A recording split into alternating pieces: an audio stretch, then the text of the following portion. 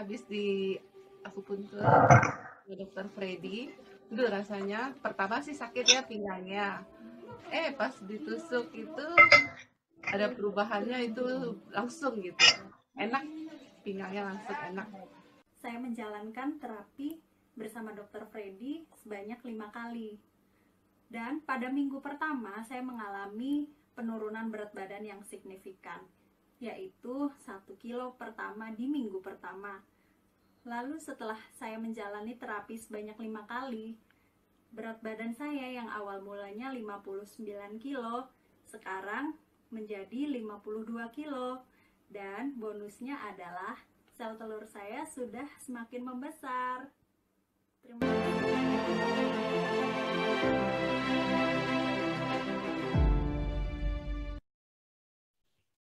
Ya, selamat siang, Prativian, dimanapun Anda berada. Kita ketemu lagi pada hari Kamis ini. Seperti biasa, kita belajar bersama Dr. Freddy dalam acara Freddy's Journal. Dan pada siang hari ini, kita akan membahas topik yang sangat menarik nih, akupuntur untuk pegal dan nyeri otot. Wah, menarik kan ya? Nah, di siang hari ini kita sudah kedatangan Dr. Freddy juga. Selamat siang, Dr. Freddy. Halo, selamat siang, Ko Rizal. Selamat siang, Bapak Ibu, teman-teman Prativian. Iya, dan para Prativian yang setia juga sudah ada Si Saruko, Bu Endang, Bu Sri, ada Bu Ignasia, dan Bu Sally. Dan sementara yang lanjut juga ada, masih banyak. Dan di YouTube channel Tangga Prativi juga ada yang menonton ya. Dan pada siang hari ini kita akan belajar bagaimana apa sih tentang pegal dan nyeri otot dan apa hubungannya dengan akupuntur. Gitu. Dan seperti biasa, Dr. Freddy akan memberikan free gift bagi rekan-rekan yang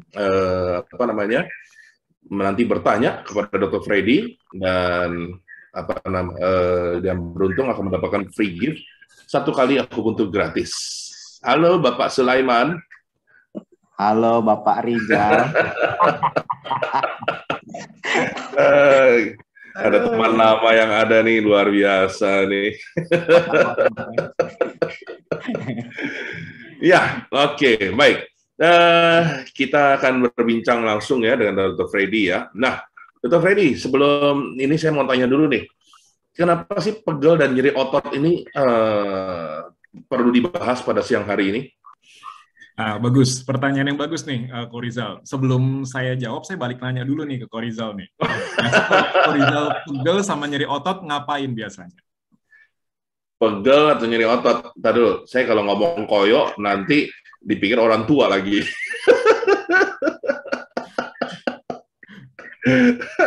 Kalau pegel sama nyeri otot biasanya sih kalau dulu sebelum pandemi panggil tukang urut. Begitu ya, biasa kalau nggak pijit, panggil tukang urut, masas, gitu kan ya, biasa begitu ya. Betul, atau oles-oles balsem. Oles-oles balsem. Betul, jadi ya itu, jadi memang kalau misalnya masyarakat itu kenalnya begitu, dan dari pasien-pasien yang pernah saya tangani itu, yang datang itu juga kayak begitu, jadi begitu datang karena penyakit yang lain, terus nanyain gitu kan, atau enggak tiba-tiba sambil ngobrol, mereka suka bilang, saya pegel nih bagian sini, saya nyeri nih bagian sini sakit gitu kan misalnya. Terus habis itu mereka sambil ngobrol, mereka tuh cerita gitu kan. Saya biasanya kalau misalnya pegel, saya suka pijit di sinilah, di situlah gitu kan, atau enggak panggil tukang urut, panggil tukang pijit datang ke rumah gitu. Nah, terus setelah saya terangin gitu, ternyata, oh akupunktur bisa ya. Biasa ada 2 nih, Ko Rizal dan teman-teman Bapak Ibu Prativian. Ada 2 mereka nggak tahu. Yang pertama adalah, akupunktur itu udah masuk ke dokteran ya. Itu yang pertama. Ya, mereka kenalnya akupunktur itu Shinsei biasanya. Yeah. Jadi, akupunktur itu masuk ke dokteran, nah itu mereka baru tahu. Itu yang pertama. Nah, terus yang kedua, akupunktur itu bisa buat pegel sama nyeri otot ya. Nah, itu mereka juga baru tahu. Karena mereka biasanya itu, kalau pegel ya sama kayak Ko Rizal. Mijit, masas, atau panggil orang datang ke rumah untuk pijit. Biasa begitu. Dan kasusnya cukup banyak yang seperti itu. Jadi nggak cuma 1-2 pasien, kasusnya itu banyak sekali. Dan mereka karena ketidaktahuan 2 hal ini. Dan kalau mereka sudah pernah merasakan di akupunktur, untuk pegel sama nyeri otot, ya mereka akhirnya nggak pijit lagi, Ko Rizal. Oh, gitu ya. Mereka nggak pijit lagi, nggak masas lagi, atau nggak manggil orang ke rumah lagi, gitu kan? Karena kan ya lagi masa pandemi begini, manggil orang ke rumah kan juga agak-agak serem ya. Takutnya Iya. virus dari luar masuk ke dalam rumah gitu kan. Nah, jadi apalagi yang tukang pijit, tukang urut, itu kan belum tentu tenaga kesehatan gitu loh. Belum tahu prosedur kesehatan yang baik dan benar itu seperti apa gitu loh, pencegahannya. Nah, jadi mereka yang akhirnya udah diakupunktur untuk pegel sama nyeri otot, akhirnya mereka nggak pijit lagi, mereka nggak masas lagi, dan akhirnya akupunktur aja gitu. Dan tanpa Hmm. Iya, iya, iya, betul-betul. Ini seperti saya nih 1,5 tahun ini kan nggak manggil ya, nggak manggil tukang yang datang gitu untuk mijit, urut gitu ya. Nyuruh nyuruh anak saya malah diinjek-injek badan saya. Aduh, susah dah benar. Makanya udah 1,5 tahun nih, ibaratnya pegel-pegel, tapi juga bingung bagaimana cara ngatasinnya ya gitu ya. Emang Kadang-kadang anaknya masih kecil ya kok. Kalau misalnya anaknya udah gede nggak kuat. anaknya udah gede gitu. Oh, Anaknya anaknya udah gede gede, ya. makanya udah nginjek sana nginjek sini. Oke, ini menarik ya, bahwa ternyata akupuntur bisa mengurusi tentang yang namanya pegel dan nyeri otot. Nah, sekarang jadi pertanyaan saya nih, emang kalau pegel dan nyeri otot itu apakah di seluruh badan atau di lokasi tertentu? Betul. Jadi sebenarnya ya pegel sama nyeri otot ya. Jadi yang perlu digarisbawahi adalah ototnya, Ko Rizal.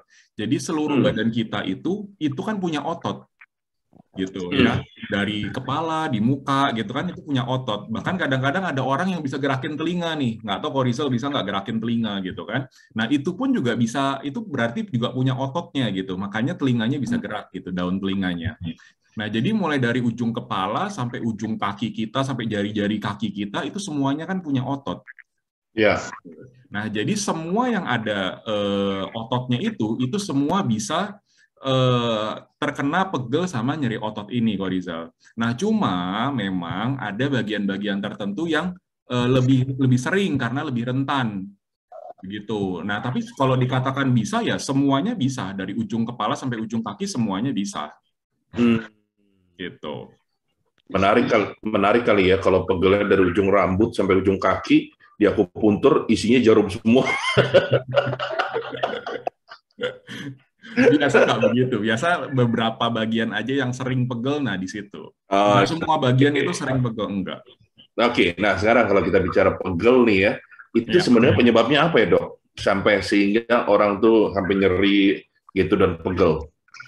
Oke. Mungkin boleh kita masuk ke slide ya. Boleh tolong dibuka slide-nya. Jadi kalau kita bicara penyebab dari pegel dan nyeri otot itu ada beberapa. Ya, nah ini mungkin boleh Bapak Ibu teman-teman Prativian lihat di slide di layar. Ya, yang pertama adalah olahraga berlebihan atau aktivitas yang terlalu berat, gitu ya.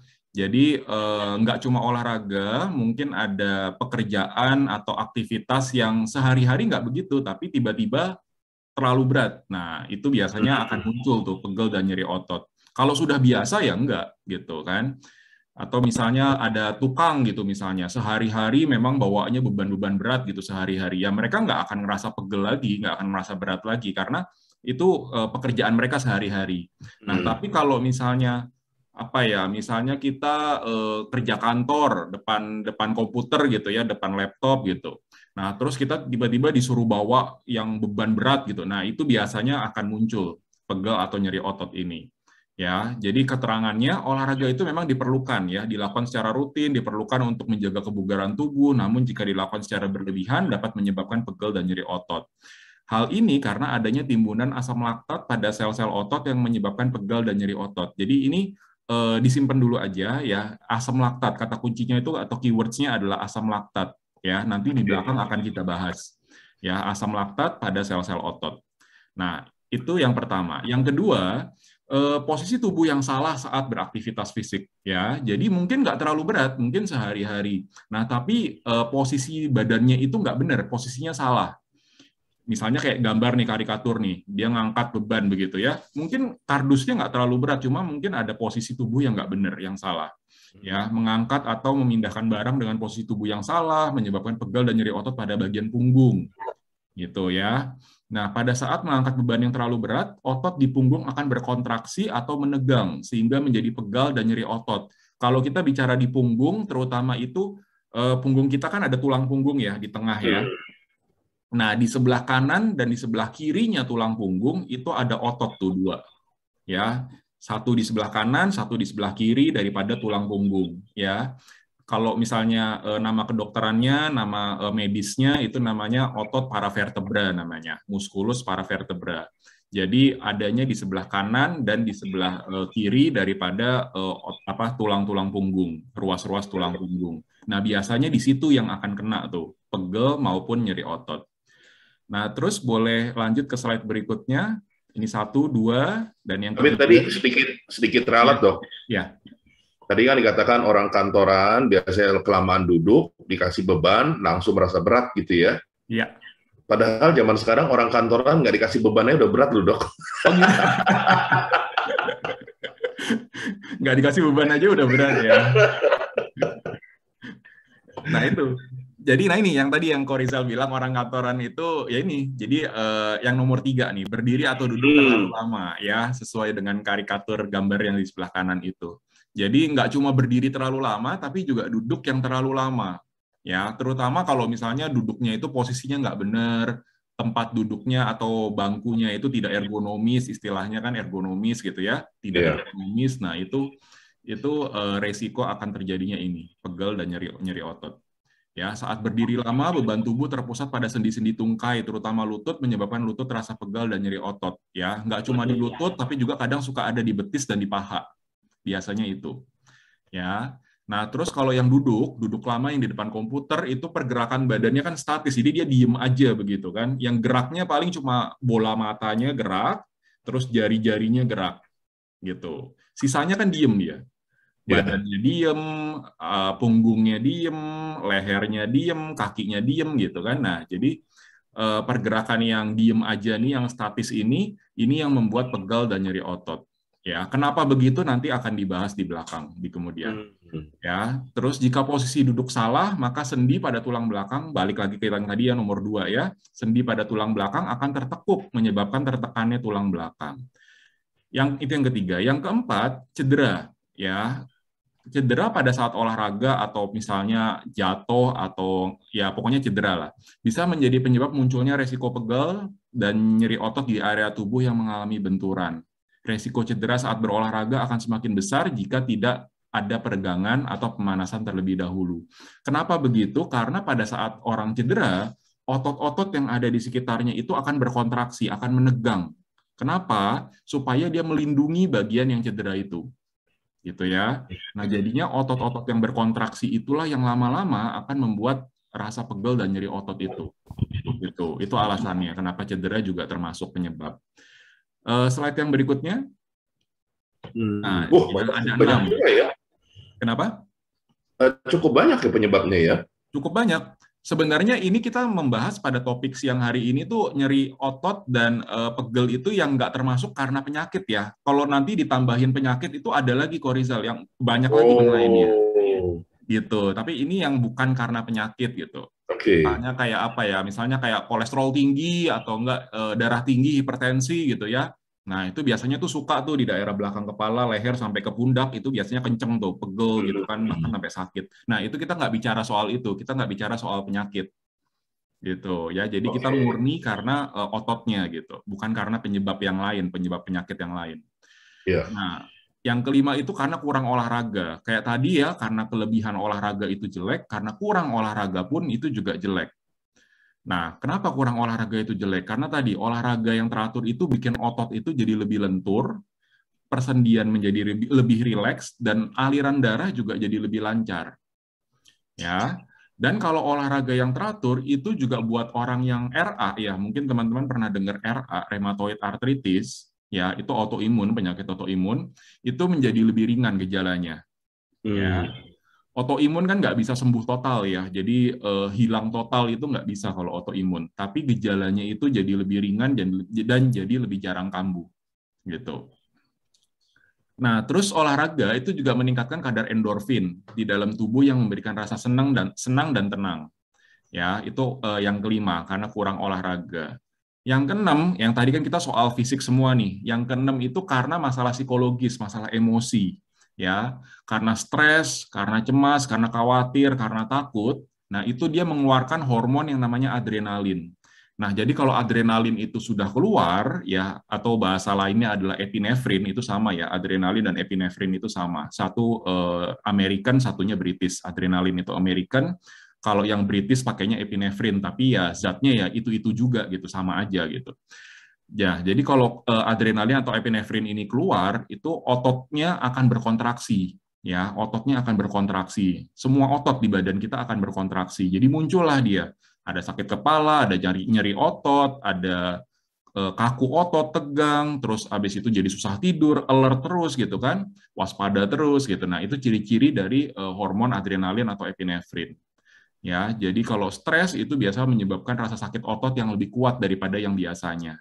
Yeah. Nah, jadi 6 ini kok Rizal. Ya, jadi soal ada fisik ada 5, ada 1 soal psikologis atau emosi. Begitu kok Rizal. Oke, ini apa namanya? Cukup banyak yang hadir, sampaknya ingin tahu lebih lanjut ya tentang pegel dan nyeri otot pada siang hari ini. Dan seperti biasa, pada para pertivian yang hadir di Zoom maupun di YouTube channel, kalau Anda bertanya nanti, yang beruntung akan mendapatkan free gift 1 kali akupuntur gratis bersama Dr. Freddy. Ya, jadi manfaatkan kapan lagi kita belajar dapat ibaratnya dapat hadiah gitu ya. Nah, Dr. Freddy, saya kembali ke tadi. Dari 6 alasan ini, pegel dan nyeri otot, mana yang kira-kira yang paling berbahaya? Atau yang paling rentan ibaratnya untuk membuat orang benar-benar merasa pegel dan nyeri otot selain cedera dan ketegangan emosi?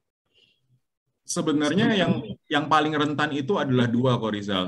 Yang pertama adalah karena posisi, ya, karena posisi. Itu kasusnya banyak sekali. Ya, karena posisi. Jadi biasa kalau kita berdiri atau kita duduk ya, buat orang-orang yang kerja kantoran ya, posisi duduknya itu nggak benar.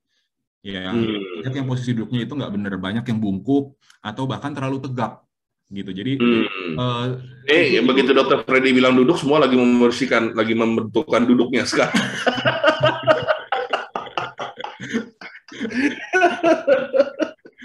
Nah itu, jadi ya itu kalau ditanya yang mana yang paling sering, mana yang paling rentan, nah itu yang nomor 1 ya, itu yang paling sering, itu yang paling rentan ya, masalah posisi yang salah. Ya, posisi berdiri, posisi duduk, nah itu semua yang salah, posisi apalagi ngangkat barang, itu posisinya juga salah. Nah, jadi posisi ya yang pertama.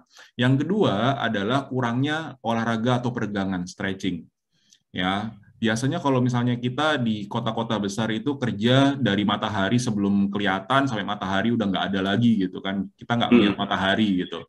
Nah, jadi kita nggak punya waktu, nggak punya kesempatan untuk olahraga, untuk stretching gitu kan. Mungkin pada saat weekend doang gitu. Jadi 1 kali seminggu, 2 kali seminggu gitu ya, itu kurang sekali gitu ya. Olahraga atau stretching itu normalnya itu paling sedikit itu 3 kali dalam seminggu, 3 hari dalam seminggu. Ya, itu paling sedikit. Kurang dari itu kurang. Ya, kurang dari itu kurang. Nah, kalau misalnya dok nggak ada waktu dok gitu misalnya, ya kalau gitu stretching aja di kantor sembari ya sambil kerja gitu ya, kita bisa peregangan kepala gitu ya, leher, punggung gitu kan, tangan gitu. Nah, curi-curi waktu lah untuk stretching sebentar gitu kan, nggak lama itu juga.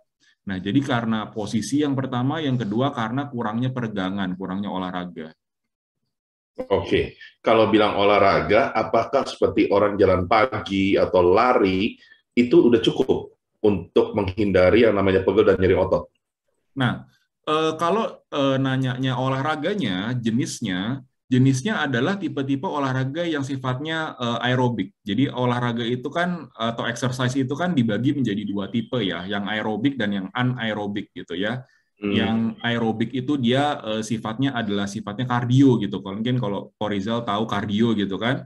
Yeah. Yang sifatnya keringetan semua, jantungnya berdebar-debar gitu kan. Nah, itu sifatnya kardio. Boleh kayak tadi, boleh lari, boleh jogging, boleh jalan cepet gitu ya. Atau kalau misalnya agak sepi gitu ya, boleh berenang gitu ya. Nah, itu sifatnya kardio semua itu. Jadi bukan yang sifatnya angkat beban. Sifatnya gedein otot gitu loh, bukan itu gitu. Nah, itu yang bagus untuk pegel dan nyeri otot karena dia melancarkan aliran darah dan membuat lemes si ototnya, tanda kutip ya, lemes si ototnya itu gitu. Jadi lentur, nggak kaku. Iya, iya. Saya berarti nggak butuh olahraga dong ya, karena nggak olahraga udah berkeringat.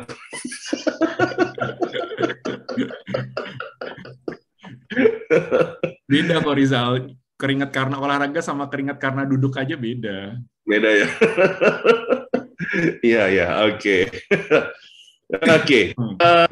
Apa namanya nih dokter nih? Ini ada yang bertanya nih dari Pak Rusmadi nih. Jika kurang minum, apakah bisa mengalami pegel linu? Ya, bisa sekali Pak Rusmadi.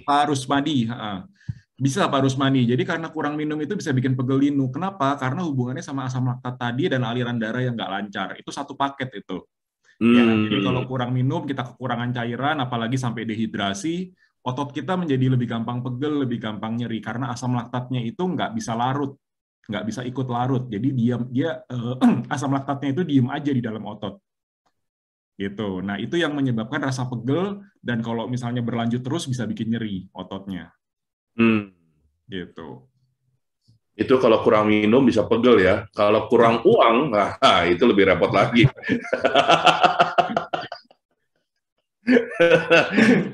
Pegel kagak, pusing iya.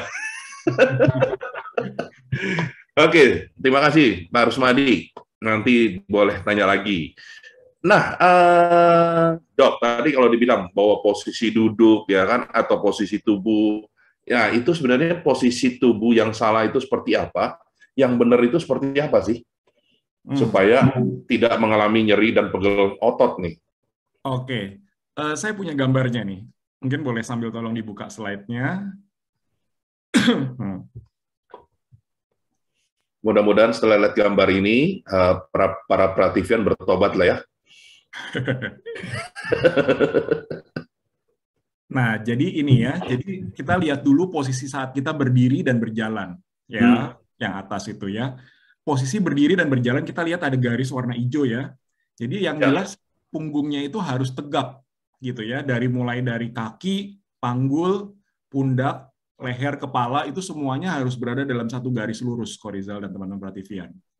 Gitu. Jadi dari atas sampai ke bawah itu harus lurus, harus tegak gitu. Jadi jangan bungkuk, jangan juga malah terlalu tegak, terlalu berlebihan sampai condong ke belakang. Gitu. Jadi karena saya takut dibilang bungkuk, ya udah saya tegakin, akhirnya malah condong ke belakang. Nah, itu pun juga salah, itu pun juga nggak benar. Jadi harus dari atas sampai bawah dalam posisi lurus. Dok, lihatnya gimana sih, Dok? Suruh orang lain liatin dari samping ngeliatin. Ya, ini saya berdiri udah lurus atau belum sih? Atau masih kurang maju atau kurang ke belakang gitu kan? Udah tegak atau belum gitu. Dok, kalau misalnya nggak ada yang lain gimana gitu ya, misalnya pakai cermin. Ya, pakai cermin. Paling nggak kita bisa ngelihat dari bawah sampai ke leher kita. Kita tengok kan gitu ya, dari bawah sampai ke leher kita. Udah lurus atau belum itu. Tapi dengan catatan cerminnya lurus ya, Dok ya? Oh iya. Kalau cerminnya miring ya juga percuma ya. Iya, betul. Gitu ya. Jadi dari samping ngelihatnya, jangan dari depan, jangan dari belakang, percuma nggak kelihatan, harus dari samping. Terlalu tegak atau terlalu ke belakang gitu ya. Nah, itu cara berdiri dan cara berjalan yang benar. Nah, terus gambar yang di bawah ini adalah posisi tubuh saat ngangkat, terutama beban-beban yang berat. Ya.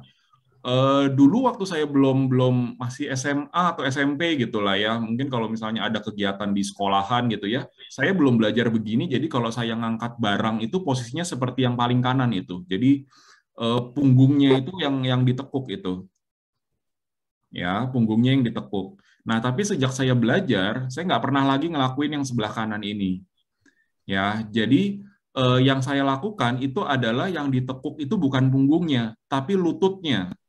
Jadi posisi punggung itu harus tetap lurus. Ya. Ini ada dua gambar itu yang di bawah ya, ada gambar orang yang pakai baju oranye, ada yang pakai baju apa tuh biru tua atau abu. Yeah. Nah, jadi pada saat yang oranye dulu nih. Jadi pada saat kita ngangkat barang ya ada 4 tahapan. Yang pertama tuh kita mesti mikir dulu, kita sadar dulu bahwa kita mau ngangkat barang dan cara ngangkat barang yang benar itu seperti apa.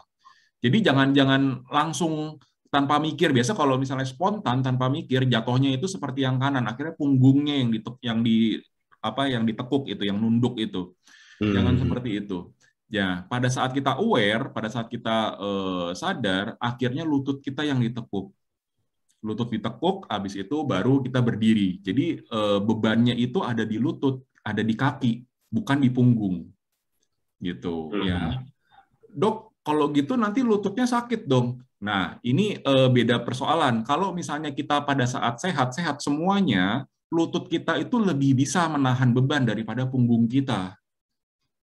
Gitu ya. Lutut kita itu sudah didesain dari sananya itu bisa menampung, bisa menahan, menopang beban yang lebih berat daripada punggung kita. Karena punggung kita itu ruasnya itu kan ruas-ruas tulang belakang ya. Jadi tulang belakang itu bukan satu tulang panjang utuh, tapi dia ruas-ruas kecil-kecil.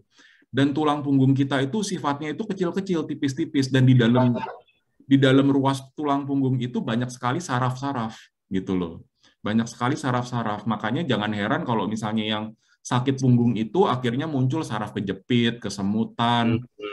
Nah, itu sakitnya menjalar ke kaki gitu-gitu. Nah, itu tanda-tanda daripada saraf kejepit itu di punggung. Nah, jadi pakailah lutut kita. Gitu ya. Jangan kayak yang di kanan itu yang punggungnya ditekuk itu yang saya berikan tanda silang itu. Jangan seperti itu. Ya, itu posisinya yang benar pada saat ngangkat beban. Nah, terus boleh bergeser ke slide berikutnya. Nah, buat Bapak Ibu, teman-teman Prativian yang masih sekolah, kuliah atau kerja di kantor ya yang banyak duduknya, nah ini ya. Duduk itu bisa ada senderan, bisa tidak. Yang atas itu yang kursinya, yang bangkunya tidak ada senderan, yang bawah itu yang ada senderan. Ya, yang atas kalau misalnya bangkunya nggak ada senderan, tetap ya posisi punggung itu harus lurus. Ya, posisi punggung itu harus lurus. Ya, jangan seperti yang pertama dan yang kedua. Yang pertama itu terlalu ke belakang, ya. Yang kedua itu terlalu bungkuk, jadi terlalu ke depan. Ya, jadi terlalu ke belakang juga salah, terlalu ke depan juga salah. Jadi posisinya harus benar. Jadi tegak lurus ke atas. Nah, terus yang bawah nih pada saat kita duduk di kursi tapi ada senderannya. Ya, yang bagus ya nyender. Justru itu kan fungsinya sandaran ya. Jadi yang bagus itu adalah nyender gitu ya. Nah, jadi kita bisa lihat ya posisinya itu seperti itu. Jangan seperti yang di kanan, udah ada senderan tapi dia nggak pakai senderannya malah bungkuk gitu. Ya, jangan seperti itu salah. Ya, dan akhirnya kalau seperti ini yang akhirnya terkena adalah otot di sekitar tulang punggung yang tadi. Ya, otot-otot punggungnya yang berasa pegel, yang berasa nyeri. Ya, nah itu. Oke, Dok, saya ingin banyak bertanya nih. Ya. Cuman sebelum saya bertanya, mungkin kita mesti break dulu ya, karena Yolan mau lewat. Oke, Prativian, kita tunggu sesuatu yang lewat dulu.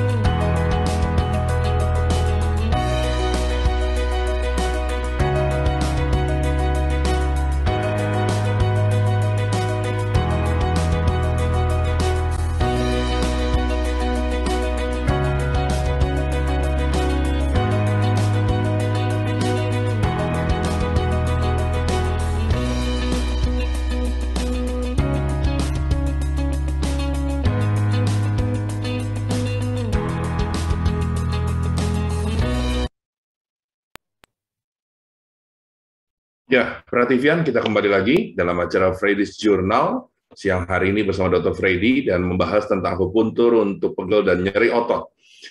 Dok, saya mau nanya nih sebelum ada pertanyaan dari Pak Rusmadi lagi ya. Tadi kan dikatakan bahwa soal jalan yang lurus. Nah, saat ini untung aja pandemi ini ya sudah 1,5 tahun. Tapi sebelum pandemi kita tahu bahwa anak-anak mulai dari TK sampai SMA itu kalau jalan dengan banyak beban yang tas mereka panggul, ya. Nah itu efeknya apa ya? Karena kalau masih anak-anak kan nggak terasa tuh pegelnya. Tapi adakah efek selanjutannya kalau itu terus dilakukan? Ini bicara berarti tas ransel ya, tas punggung itu ya? Iya, betul. Kalau koper kan berarti kuli ya. Ya, jadi memang betul Ko Rizal. Dulu waktu saya masih sekolah juga saya pakainya tas ransel yang gede, yang bawa semua buku lah, semua buku dibawa semua gitu kan ya. Kalau perlu lemarinya kita bawa. Nah itu dulu pun saya begitu karena kan saya dulu belum belajar ya, waktu itu masih sekolah, masih SMP, SMA gitu ya, masih SD juga sama kalau nggak salah begitu juga. Iya. Nah setelah saya tahu ya saya nggak begitu lagi. Mungkin sekolah-sekolah sekarang juga banyak yang udah punya locker ya, Ko Rizal ya. Kalau dulu saya belum ada tuh locker-locker waktu zaman saya sekolah. Nah kalau misalnya udah ada locker ya bagusnya taruh locker gitu ya. Jadi buku yang dibawa, tas punggung yang dibawa itu nggak terlalu berat. Nah, terus kalau ditanya dampaknya apa? Mungkin sekarang mereka masih muda, masih anak-anak gitu ya, belum terlalu ngerasain pegel atau nyeri otot gitu. Tapi tunggulah, nggak usah dewasa lah. Mungkin remaja aja mereka pun juga pasti sudah berasa itu. Nah, jadinya kalau ditanya dampaknya apa, yang pertama adalah pertumbuhan. Karena anak SD, SMP, SMA itu kan rata-rata masih masa pertumbuhan, kan ya. Nah, jadinya pertumbuhannya menjadi terhambat. Sekarang ini ya, banyak juga pasien anak-anak yang datang di akupunktur untuk ninggiin badan. Itu juga salah satu topik bahasan kita yang pernah kita bahas ya, Ko Rizal ya, di Freddy's Journal itu kan. Akupunktur untuk meninggikan badan. Nah, jadi sekarang ada anak laki padahal ya. Biasanya kalau laki-laki kan itu kan lebih tinggi ya badannya kan daripada perempuan begitu. Tapi ternyata dia punya adik perempuan, nah adik perempuannya lebih tinggi daripada dia. Padahal dia sendiri kakak dan dia laki-laki. Nah, jadinya dia di akupunktur dan mulai banyak seperti itu. Jadi anak laki-laki masih masa pertumbuhan tapi pertumbuhannya terhambat. Waktu digali lebih dalam tanya jawab gitu ya, ternyata dia bilang bahwa dia tipenya yang tanda kutip kutu buku. Jadi dia kemana-mana bawa buku tebel, pakai kacamata tebel gitu ya. Nah akhirnya ya begitu, pertumbuhannya terhambat, dia nggak bisa tumbuh tinggi, di mana seharusnya. Padahal bapaknya tinggi, ibunya sedang lumayan. Nah jadi kan dia harusnya punya gen yang tinggi gitu seharusnya. Iya. Nah jadi pertumbuhannya. Yang kedua adalah mungkin nanti di masa depan pertumbuhan tulang punggungnya itu nggak lurus. Kalau Ko Rizal dan teman-teman Prativian pernah dengar yang namanya skoliosis, yang pernah dengar namanya lordosis, pernah dengar juga yang namanya kifosis, itu ada 3 ya, skoliosis, lordosis, kifosis, itu adalah masalah di tulang punggung. Tulang punggungnya bengkok, nggak lurus. Satu bengkoknya bentuknya ke samping, jadi S gitu ya, bengkoknya satunya lagi ke belakang, jadi terlalu ke belakang begini, satunya lagi terlalu bungkuk ke depan. Gitu, ada 3, skoliosis, lordosis, kifosis. Ya, ada 3 itu istilah kedokterannya, istilah medisnya. Nah, jadi masalahnya di situ. Masalahnya nanti di pertumbuhan dan di struktur tulang belakang. Meskipun pada saat remaja mereka berolahraga, rajin dan sebagainya, itu nggak membantu. Itu membantu. Itu membantu karena dia berusaha untuk meng-catch up lagi. Dia berusaha untuk memperbaiki ketertinggalannya mereka. Pada saat dia masih memakai backpack yang berat segala macam begitu. Nah, tapi untuk meng-catch up ya, saya nggak tahu seberapa terlambat itu untuk meng-catch up itu gitu. Kalau dia sudah berakhir masa pertumbuhannya, di mana ada yang namanya cakra epifise ya, cakra epifise itu di tulang-tulang belakang kita itu ada tulang rawan, itu tempat bertumbuh. Ya, tapi kalau cakra epifise itu sudah tertutup, dia sudah tidak bisa bertumbuh lagi. Sayang. Karena masa pertumbuhan itu nggak datang 2 kali. Iya, betul. Oke, jadi Pak Sulaiman itu didengar ya, anak-anak jangan taruh si beban yang banyak. Oh, siap. Pak Sulaiman itu guru. Oh iya, nggak kelihatan tampangnya, tampang suci gitu. Itu. Makanya mungkin itu kali ya, para pemain bola kita tidak bisa bersaing karena badannya pendek-pendek kali ya, pertumbuhannya terhambat. Karena mungkin dulu kebanyakan ngangkat ransel. Bisa dari situ, bisa juga faktor nutrisi gitu ya.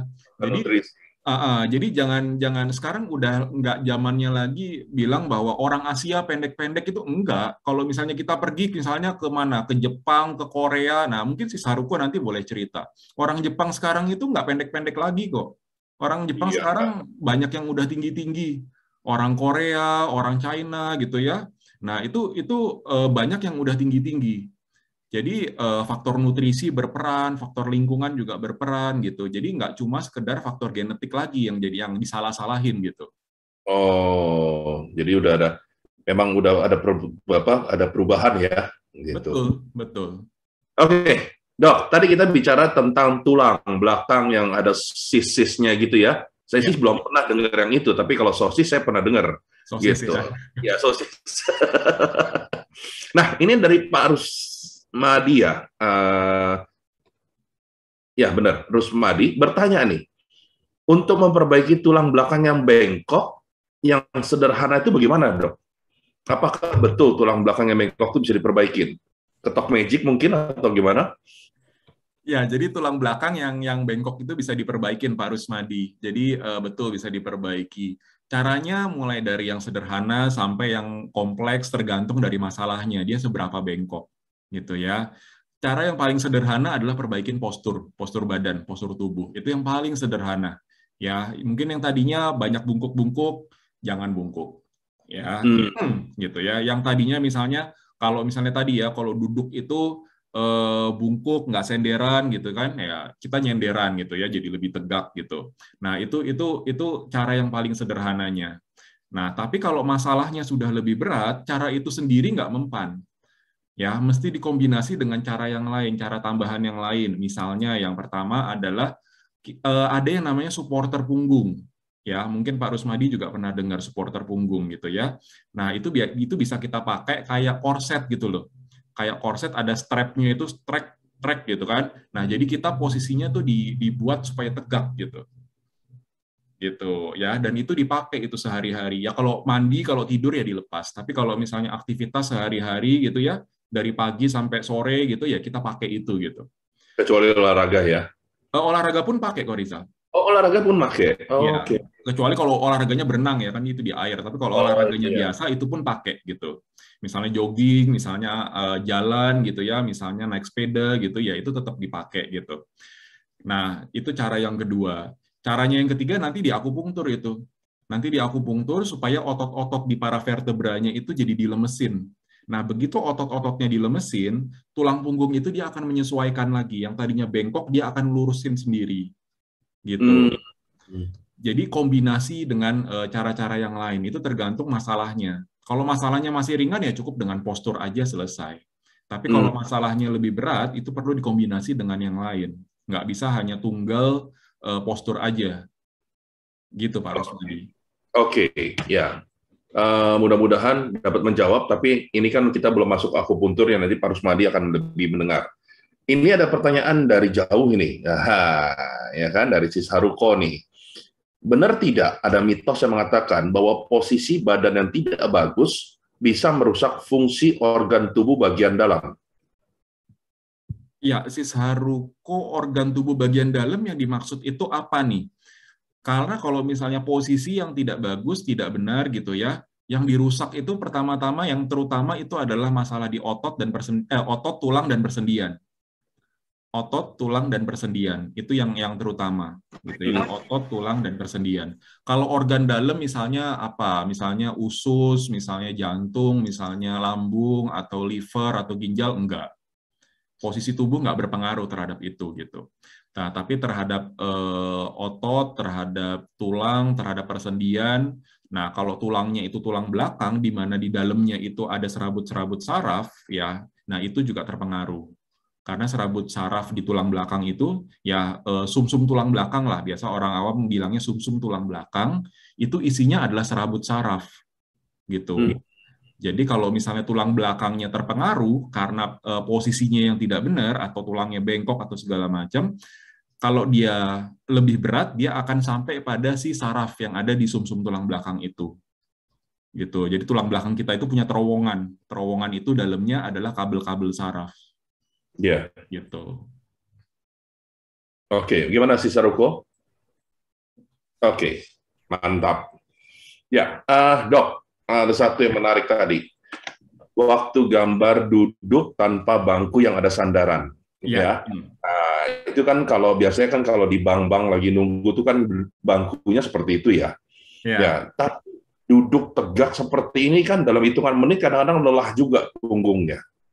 Nah, bagaimana cara ngatasinnya, Dok? Ko Rizal merasa lelah atau teman-teman Prativian merasa lelah itu karena nggak terbiasa. Itu jawabannya. Betul. Karena tidak terbiasa. Buat orang-orang yang terbiasanya duduknya bungkuk, ketika bungkuk itu dia nggak capek. Ketika bungkuk dia nggak capek gitu. Nah, tapi kalau ketika ditegakin dia akan capek karena dia tidak terbiasa. Begitu juga sebaliknya. Buat orang-orang yang duduknya tegak, dia tegak itu dia nggak akan merasa capek, dia otomatis seperti itu gitu. Nah, tapi kalau misalnya dia disuruh bungkuk, duduknya bungkuk, dia merasa capek. Oke. Jadi karena tidak terbiasa itu. Jadi kalau misalnya kayak begitu, kita memang harus tahan ya, harus membiasakan. Iya, harus membiasakan diri, betul. Karena itu nggak akan apa-apa ya. Kadang-kadang pegelnya kan kayak nyeri gitu. Takutnya kan mungkin, aduh gimana. Tapi padahal sebenarnya itu karena faktor tidak terbiasa.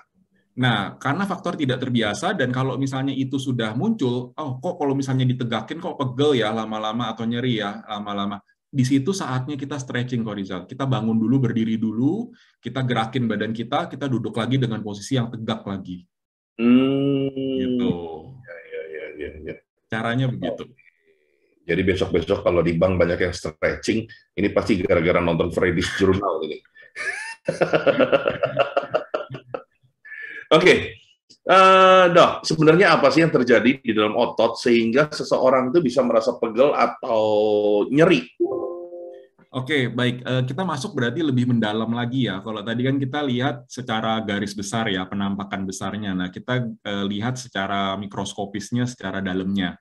Mungkin boleh tolong dibuka slide-nya. Saya ada gambarnya secara lebih kecilnya, lebih dalamnya. Nah, ini. Ya, mungkin boleh di zoom out dulu, dikecilin dulu. Nah, ini.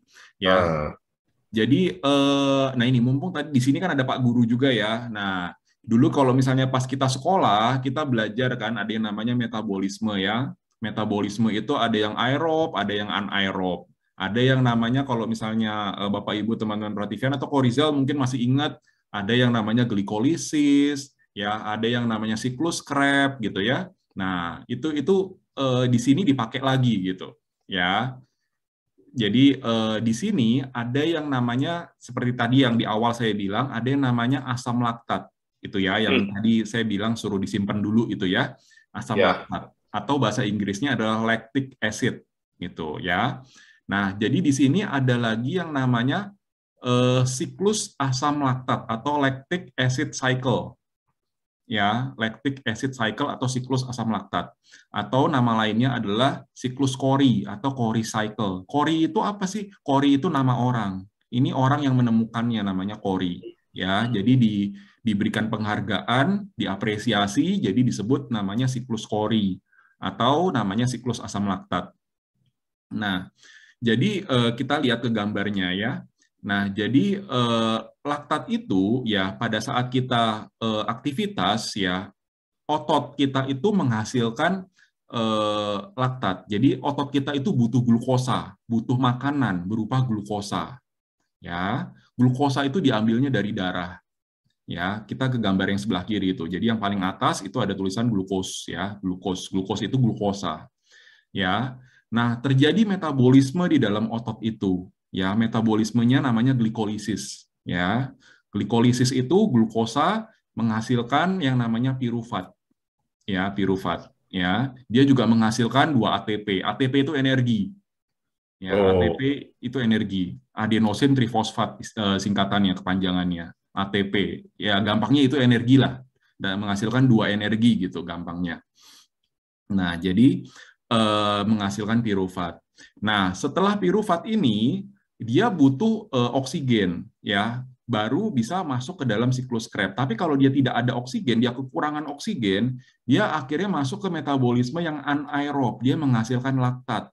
Ya, di paling bawah itu kan ada tulisannya laktat tuh. Jadi dari glukos, tanda panahnya turun ke piruvat, terus tanda panahnya lagi turun naik, itu laktat.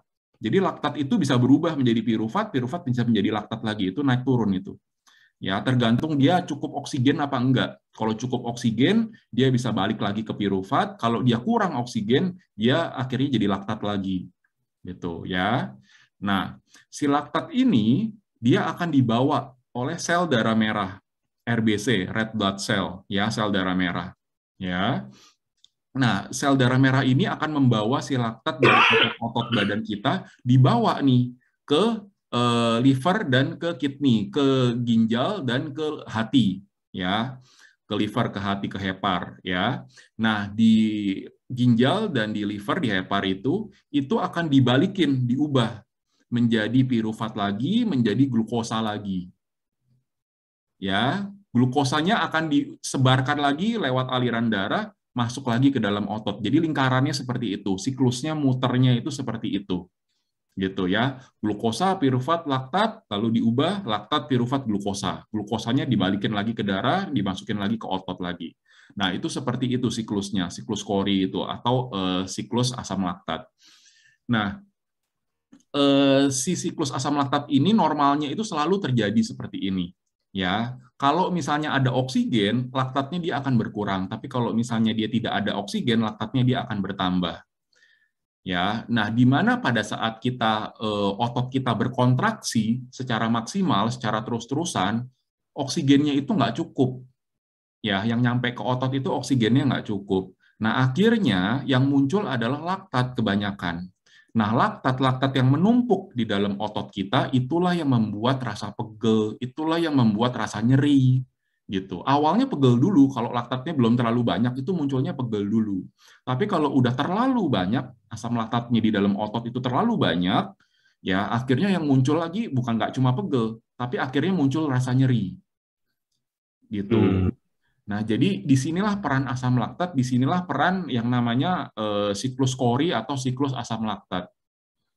Jadi yang terjadi di dalamnya, di otot itu terjadinya itu seperti ini. Kenapa bisa ngerasain pegel, kenapa bisa ngerasain rasa nyeri.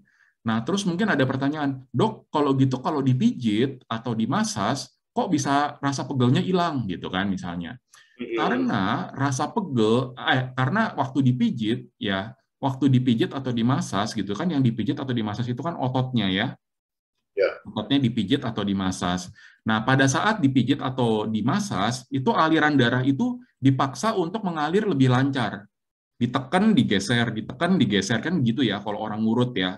Ditekan, digeser, tekan, digeser. Nah, aliran darahnya dipaksa untuk menjadi lebih cepat, lebih lancar. Nah, aliran darah yang dipaksa lebih cepat atau lebih lancar, dia akan membawa si laktat itu, ngambil. Jadi laktat di otot itu diambil oleh darah. Nah, jadi kandungan laktatnya di dalam otot itu menjadi berkurang karena diambil sama darah. Nah, makanya si ototnya rasa pegel sama rasa nyerinya itu menjadi berkurang juga. Nah, itu alasannya kenapa kalau orang dipijit, orang dimasas itu rasa pegelnya itu menjadi hilang atau menjadi berkurang. Nah, itu Farizal. Nah, itu biasanya kalau kita pijit atau massage itu, kan biasanya mereka bilang begini, ada suka simpul-simpul atau namanya yang di otot kita. Nah, itu sebenarnya apa? Itu otot atau asam laktat yang ngumpul sebenarnya? Itu beda. Kalau yang dinamakan simpul-simpul, itu namanya MTRP, Korizal, myofascial trigger point. Itu simpul, jadi serabut otot, ya itu bukan asam laktat, itu serabut otot yang terlilit. Nah, itu simpul-simpul itu, serabut otot yang terlilit. Biasanya kalau itu rasanya bukan pegel, Korizal. Itu rasanya nyeri tajam. Nyeri, ya betul, ya. Nyeri ya. Nyeri tajam gitu, bukan pegel. Dan itu penyebabnya berbeda ya, dok ya? Itu penyebabnya berbeda, bukan asam laktat penyebabnya. Oke. Jadi kalau asam laktat ini yang terjadi karena asam laktat dipijat, diurut gitu, nah, itu yang membuat dia lancar gara-gara darah mengalir ya. Darah mengalir, dan darah yang mengalir itu dia akan membuat si laktatnya itu ikut larut. Ikut larut. Iya, iya, Ya, iya. Ya. Betul, ikut betul, betul. terbawa oleh darah. Iya, jadi sangat berbahaya sekali dong kalau laktat itu ngumpul ya. Ya itu, dia membuat pegal, membuat nyeri, dan kalau misalnya dia sudah over, bikin ototnya nggak bisa gerak lagi. Oke. Gitu, Oke. sampai laktatnya dibuang, dikurangi. Ya. Nah, Dok, ini bicara kita tentang pegel dan nyeri otot lewat akupuntur, apakah sudah ada penelitiannya, Dok? Sudah ada penelitiannya. Boleh langsung yuk kita geser ke slide berikutnya. Nah, ini. Ya, jadi ini saya ambil penelitiannya, ini masih baru nih. Jadi kalau nanti teman-teman mau mencari di internet ya, boleh memasukkan judulnya ini ya. Ya, Does Acupuncture Benefit DOMS. Jadi DOMS itu artinya Delayed Onset Muscle Soreness. Jadi DOMS singkatannya, Delayed Onset Muscle Soreness. Kalau ini saya ambil yang karena kelebihan olahraga, kelebihan latihan, kelebihan exercise. Kan tadi penyebabnya kan ada 6 ya. Selain penyakit ya, selain penyakit penyebabnya ada 6. Nah, ini saya ambil salah satunya karena kelebihan latihan. Ya, kelebihan latihan, kelebihan exercise. Ya, jadi ini ranking penelitiannya yang paling tinggi ya. Jadi systematic review dan meta analisis. Dan ini diambilnya dipublikasi tahun 2020. Itu di bagian sebelah kiri ada yang saya berikan garis warna biru tuh. Garis warna biru dipublikasi publish 17 Juli 2020 ya, jadi baru 1 tahun lebih yang lalu ya. Nah, ini kesimpulannya saya berikan garis warna merah. Jadi acupuncture intervention itu efektif untuk meringankan atau menghilangkan DOMS ya, delayed onset muscle soreness ya. Muscle soreness itu artinya pegel dan nyeri ya, and improving muscle recovery. Jadi meningkatkan recovery, penyembuhan daripada otot itu. Ya, nah efek akupunkturnya ini berlangsung selama dari 24 jam sampai 72 jam. Nah, jadi dari 1 hari sampai 3 hari berarti ya, 1 sampai 3 hari efek akupunkturnya ini. Jadi nggak usah khawatir begitu di akupunktur besok pegel lagi enggak, karena efeknya itu 1 sampai 3 hari. 3 hari. Gitu. Oke, berarti sudah ada penelitiannya. Nah, sekarang bicara akupuntur untuk mengatasi pegel dan nyeri. Nah, ini bagian tubuh mana yang tepatnya ditusuk, Dok? Oke, kalau bagian tubuh mana yang ditusuk itu yang pasti adalah lokasi di mana dia pegel. Itu yang pertama. Ya, tapi nggak cuma itu. Ya, yang pertama pasti lokasi di mana dia pegel. Misalnya apa? Korizal misalnya suka pegel di daerah mana sih, Korizal? Betis. Betis. Nah, karena kegemukan mungkin ya, nahan beban ya? Enggak, dulu dari dulu juga memang selalu berdaerah dari kecil ya. Daerah betis ya. Daerah kaki itu memang suka sakit. Oh, nah kalau misalnya sukanya sakit di daerah atau pegel di daerah betis atau di daerah kaki, nah di situ pasti ditusuk. Ya, di daerah yang pegel, di daerah yang nyeri, di situ pasti ditusuk. Ya, ditusuk pakai jarum. Mungkin Bapak Ibu atau teman-teman Prativian yang belum tahu jarum akupunktur itu nggak seperti jarum suntik ya. Itu pernah kita bahas juga di yang pertemuan pertama banget kita ya, yang jarum-jarum tipe ya, betul. jarum. Nah, jadi jarum akupunktur itu tipis, lentur, dan itu sekali pakai buang, disposable. Jadi jangan bayangin jarumnya seperti jarum suntik, itu enggak, lebih tipis lagi, lebih kecil lagi. Gitu. Nah, di betis sama di paha ya, kalau Korizal itu pasti ditusuk di lokasi di mana dia pegel, di lokasi di mana dia nyeri. Nah, selain itu juga kita lakukan penusukan di daerah-daerah yang lain yang menjadi titik-titik besar. Ya, titik-titik besar itu di mana aja sih, Dok? Yang pertama di daerah kepala, itu pertama kali untuk mengurangi stres, karena tadi ya faktor psikologis jangan lupa, ya itu juga punya pengaruh. Ya, stres, khawatir, cemas, takut itu juga pengaruh. Jadi di kepala juga ada. Terus di tangan, di kaki itu juga ada. Ya, kepala, tangan, kaki. Udah itu, Korizal. Nggak banyak-banyak. Ya. Oke, ini si Saroko nanya nih, apakah pijat dan akupuntur bisa dikatakan punya keefektifan yang sama untuk nyeri dan pegal? Ya. Menarik nih. Ya, beda sekali si Saruko. Jadi efeknya itu jelas tidak sama. Kenapa tidak sama? Karena kalau misalnya kita bicara soal pijit atau masas, kan kita yang dipijit dan dimasas itu adalah ototnya aja. Kita nggak bisa mijit, nggak bisa masas organ-organ dalam. Ya, kita nggak mungkin kita bisa mijit usus kita dipijit gitu kan, gimana caranya gitu kan? Atau apalagi lambung kita dipijit gitu, nggak bisa. Yang dipijit atau yang diurut itu kan, yang dimasas itu kan otot-ototnya aja gitu. Jadi aliran darah yang dipaksa untuk lancar itu adalah yang di otot saja gitu. Sedangkan akupunktur membuat aliran darah lancar itu dari luar sampai dalam semuanya, dari kepala sampai ujung kaki semuanya gitu. Jadi efeknya itu mirip tapi nggak sama, tingkat kedalamannya berbeda. Jadi pada saat kita melakukan masas, ya kurang lebih sama seperti kita melakukan acupressure lah, gitu. Selama kita melakukan acupressure gitu ya, penekanan pada titik-titik akupunktur itu namanya acupressure. Nah itu kurang lebih mirip lah seperti itu gitu kan, karena acupressure pun mempunyai titik-titiknya itu juga ditekan, gitu. Nah tapi kalau jarum itu kan kita akan menusuk sampai dalam, sampai ke titik akupunkturnya itu ditusuk. Nah jadi efeknya itu nggak cuma di otot, nggak cuma di permukaan, sampai ke dalam-dalam.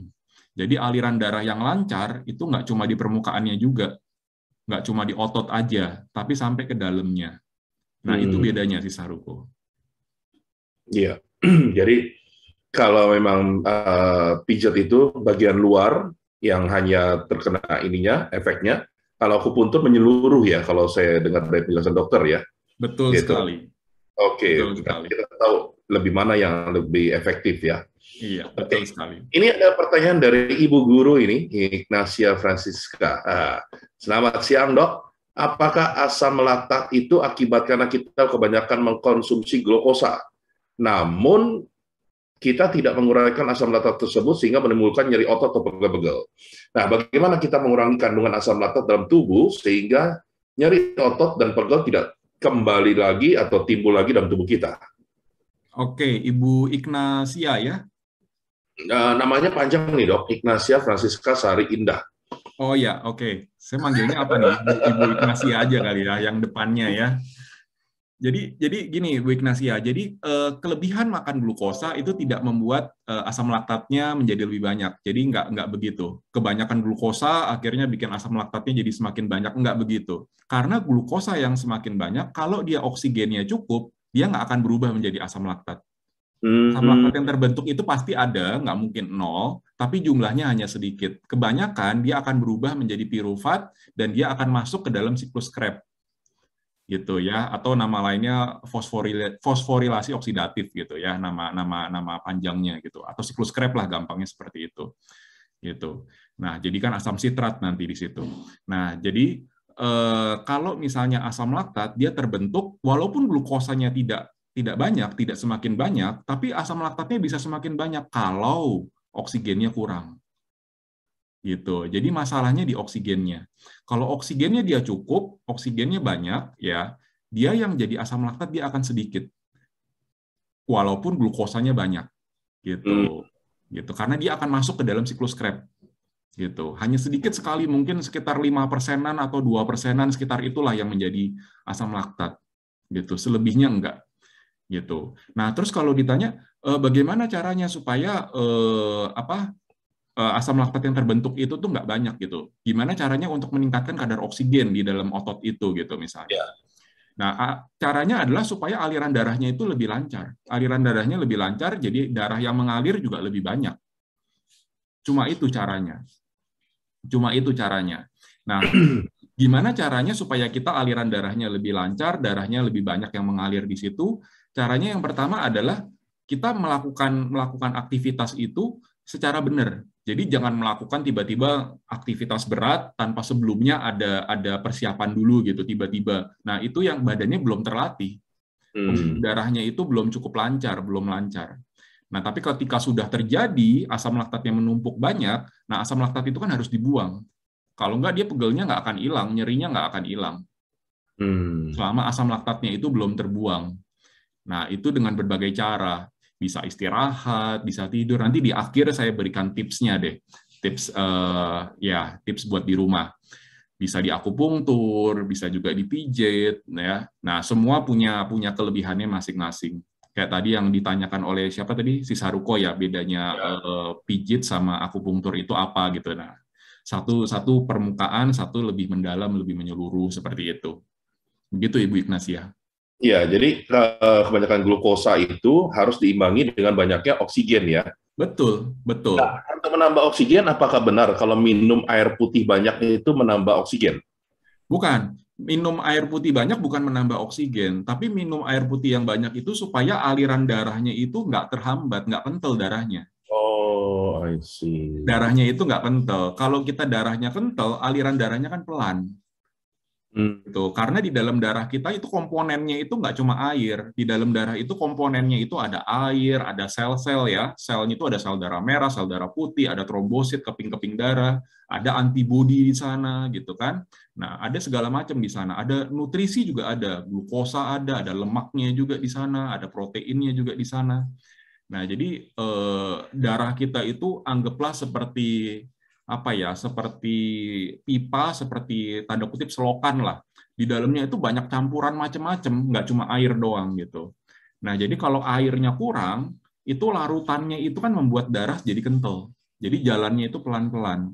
Nah, makanya kalau kita pergi ke dokter itu selalu dikasih tahu minum air yang cukup. Iya. Gitu. Kekurangan air jelek, kelebihan air itu juga jelek. Gitu ya. Minum air yang cukup. Tadi dikatakan bahwa kalau darahnya kental, akhirnya itu juga yang menyebabkan. Nah, bagaimana dengan orang-orang yang memang minum pengencer darah? Ya kan, pada dasarnya sudah pengencer darah, udah diminum berarti otomatis darahnya encer dong, lancar. Tapi kenapa masih tetap terjadi pegel dan nyeri otot? Oke, betul. Jadi secara umum memang betul, Korizal. Jadi begitu dia minum pengencer darah, darahnya secara umum dia akan lancar. Betul, ya. Betul. Ya, tapi kalau misalnya ada di daerah-daerah tertentu yang masih pegel, berarti di daerah situ darahnya nggak lancar. Oh. Gitu. Jadi nggak secara umum, nggak secara menyeluruh. Karena kalau misalnya kita periksa ya di laboratorium gitu kan, oh darahnya ini sudah encer nih, ya berarti darah secara umum sudah encer. Nah, tapi kalau dia masih ada rasa pegel di satu tempat, satu daerah, nah berarti di daerah situ darahnya itu masih belum lancar. Oh, I see. Ya. Karena kalau asam laktatnya dia larut, dia nggak akan pegel. Baik. Oke, jadi mudah-mudahan Bu Ignacia terjawab ya. Kebanyakan glukosa tidak menimbun asam laktat, ya, tapi lebih membuat kita manis, ya hanya menimbun semut.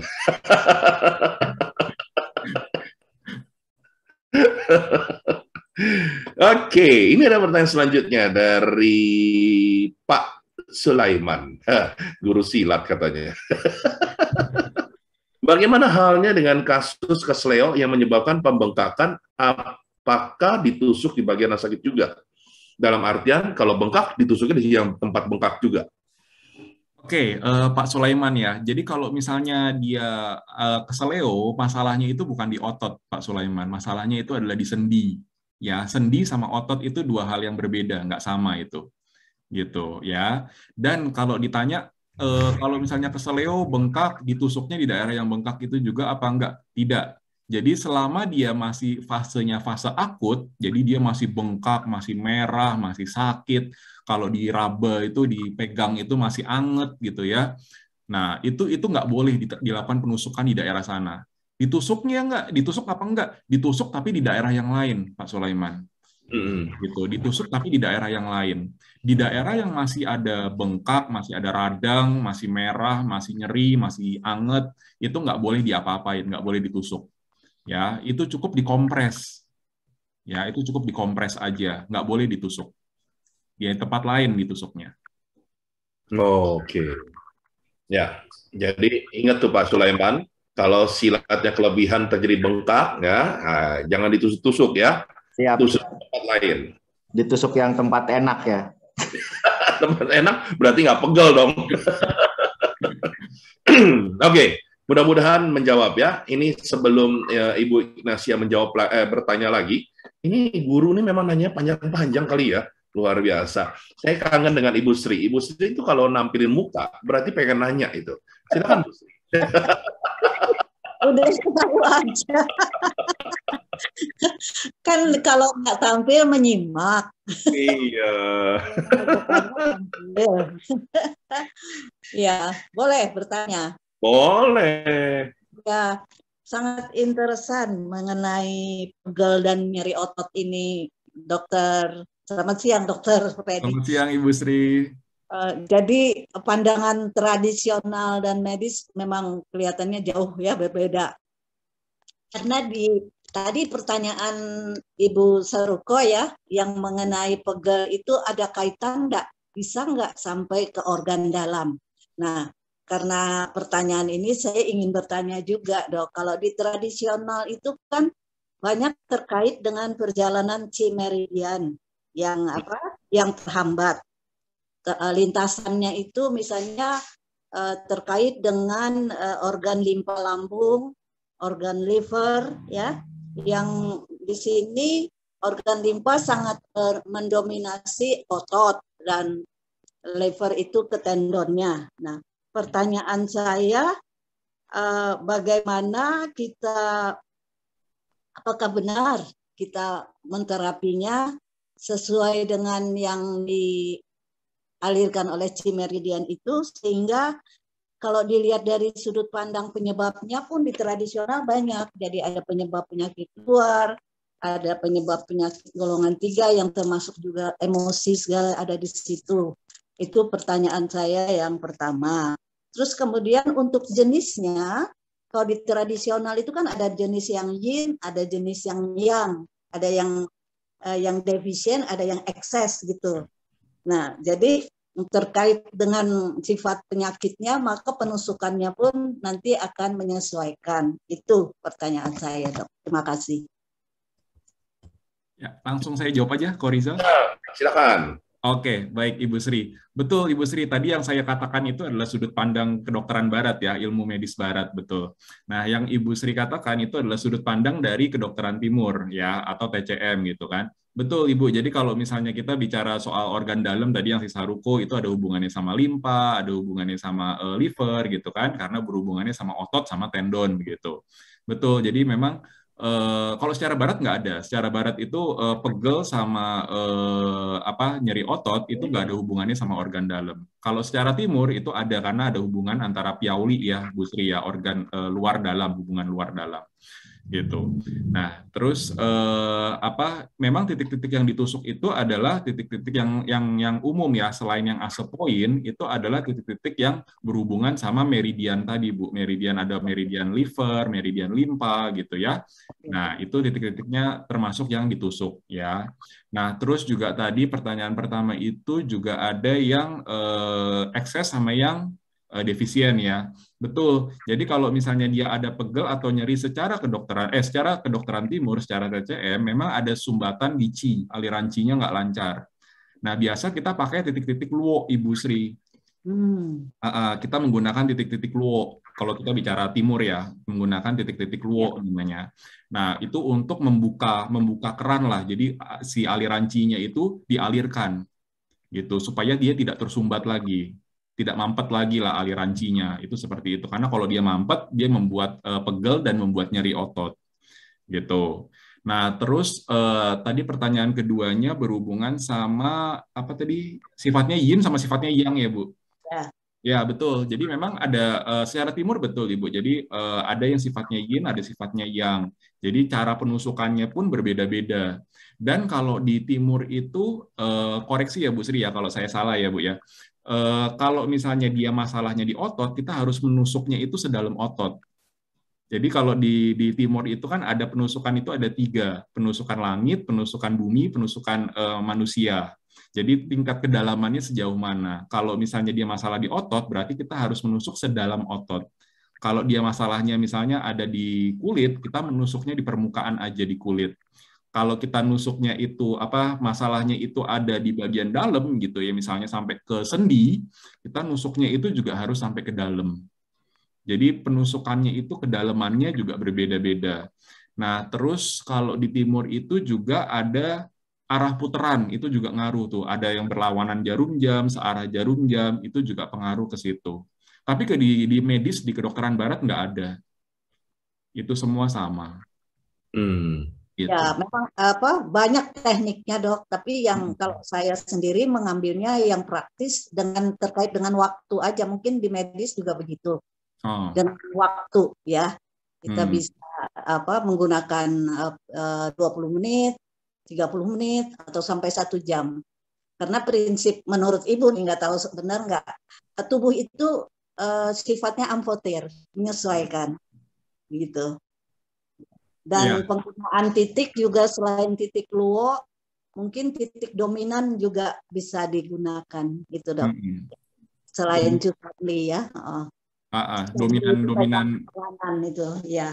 Makasih Dr. Freddy. Sama-sama Bu, titik dominan otot, titik dominan tendon itu bisa Bu dipakai, nggak apa-apa.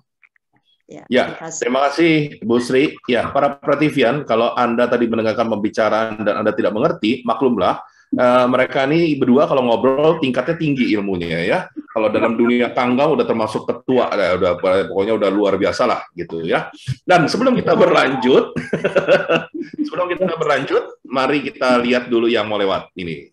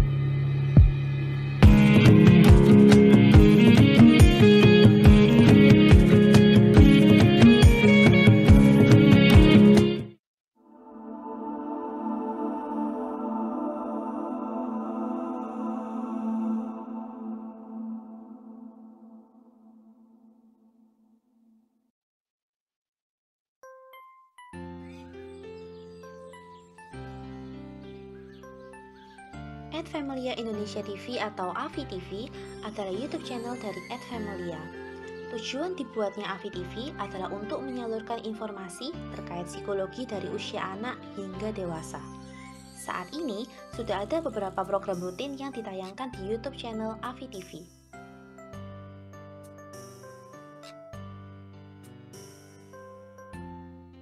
Program rutin yang pertama adalah Klik Mona atau Klinik Konsultasi Keluarga bersama Mona Sugianto. Dalam program ini, teman-teman bisa memberikan pertanyaan yang nantinya akan dikupas tuntas oleh Bu Mona.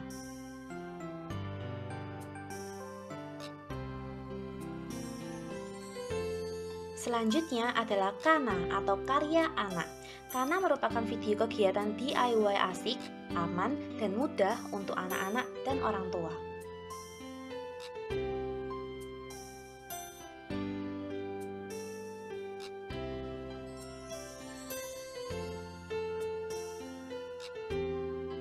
Program rutin berikutnya adalah Seruput, talk show sore santai tentang buku atau fenomena terupdate.